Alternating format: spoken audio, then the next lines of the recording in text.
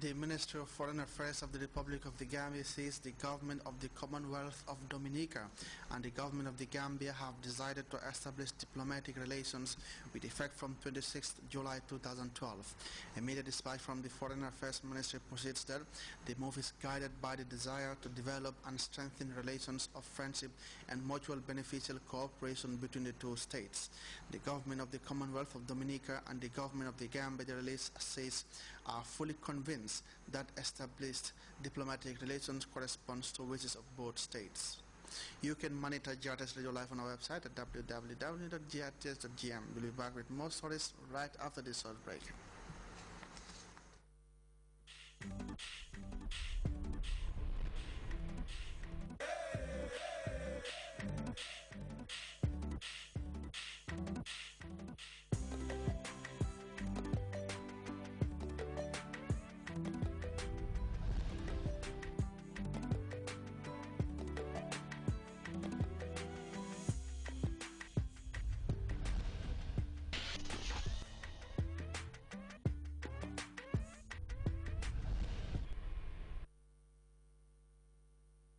Welcome back. The decision by Rwanda to withdraw 280 soldiers from Eastern Democratic Republic of Congo has added to existing tension between Kigali and Kinshasa. The DRC says the withdrawal by Rwanda is being used to disguise the smuggling of troops out of the country who are helping M23 rebels. Meanwhile, the state of affairs has prompted the Congolese opposition to hit out at President Joseph Kabila. We have more in this CFI report. Kigali's decision to withdraw 280 soldiers from territories in eastern Congo has exacerbated tensions between the two countries. Kinshasa accuses Rwanda of lying about its motives. When should we believe what Kigali says? When, along with the international community, it accuses us of supporting FDLR forces, which you've heard before. Or when it tries to rouse Congolese public opinion, as they tried to do yesterday, against the government, by suggesting that a secret agreement exists authorizing the presence of Rwandan troops in the DRC after Rwanda attacked our country? The Democratic Republic of Congo's government signed up to an agreement between the two countries and in 2008 launched a joint operation to clear FDLR Hutu forces out of the country's eastern regions. 4 years later, the DRC says Rwanda's withdrawal is being used to disguise the smuggling of troops out of the country who were in fact helping M23 rebels, a rebellion backed by Kigali who controls part of the region. The Congolese opposition seized the opportunity to attack their head of state. Details of this agreement must be made available to those elected by the people. We've not been properly informed of the agreement, despite the fact that it concerns the surveillance of our borders. We cannot run a republic like this. Around 20 opposition parties are citing Articles 165 and 166 of the Constitution, calling for a parliamentary congress that would put President Kabila before the courts and try him for treason.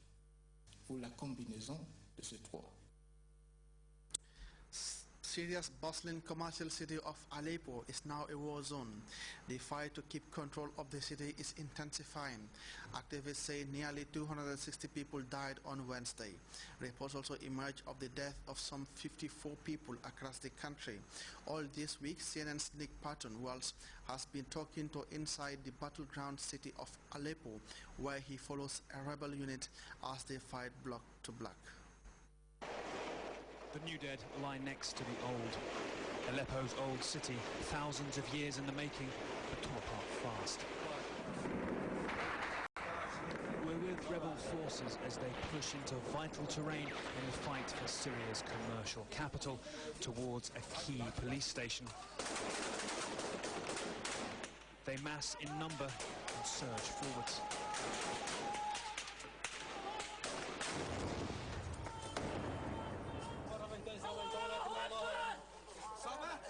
Chaos, but also bravery.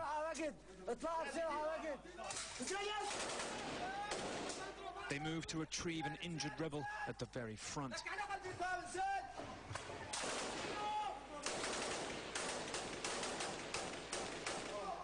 ثبتهم يا رب اللهم ثبت.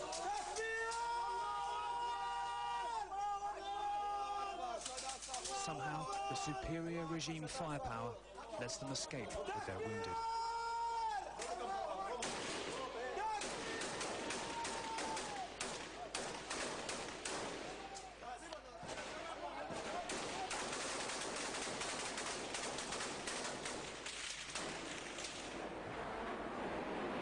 When we rejoin them a few days later, they have fallen back the 100 feet they gained. Civilians in uniform, they're taking pot shots at nothing in particular, goading their enemy with revolutionary song, even offering them a number to call if they want to defect. But they can't advance again. It's not just the regime's bomber jets that hold them back. Up on the roof, we see how snipers, deadly accurate here, can freeze the front lines. In this historic part of the city, the rebels are trying to inch forward, but so often pushed back by government forces, in this case held back by a government sniper positioned in the buildings opposite us. Even from the rebel sniper positions, the regime is close but well dug in. Abdul Wahib was a conscript years ago, but is now an electrician.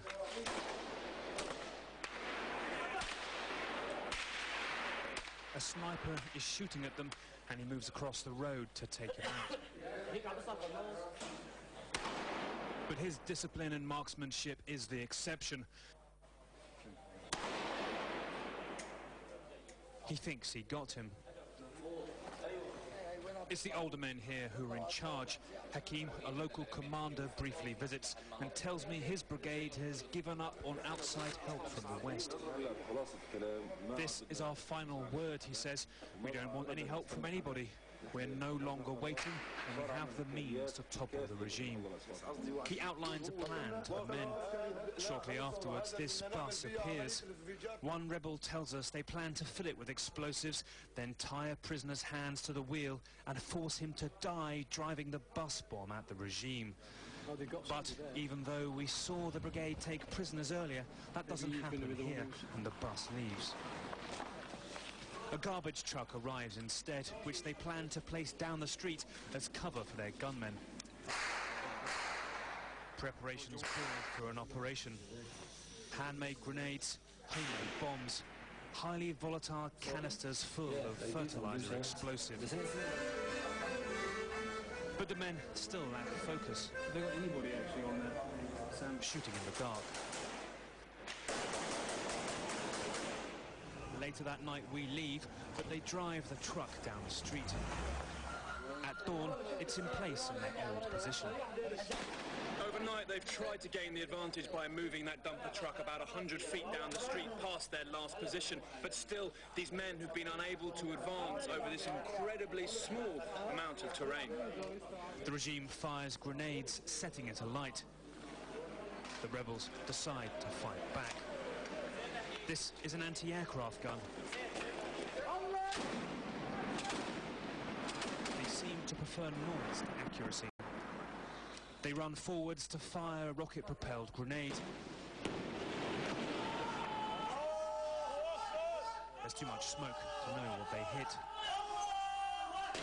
More a game here than a fight to the death. But this is a city of millions, torn apart by every pitched battle for every 100 feet. Nick Payton-Walsh, CNN.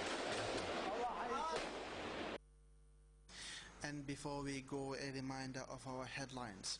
A report of the 2011 joint session of the Public Accounts and Enterprises Committees of the National Assembly has pointed to embezzlement of millions of dollars at the Asset Management and Recovery Corporation.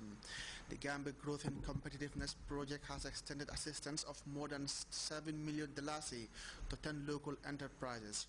Rwanda's decision to withdraw 280 soldiers from Eastern Democratic Republic of Congo is increasing tension between Kigali and Kinshasa, and more bloodbath in Syria as the battle for control over the commercial city of Aleppo rages by the day.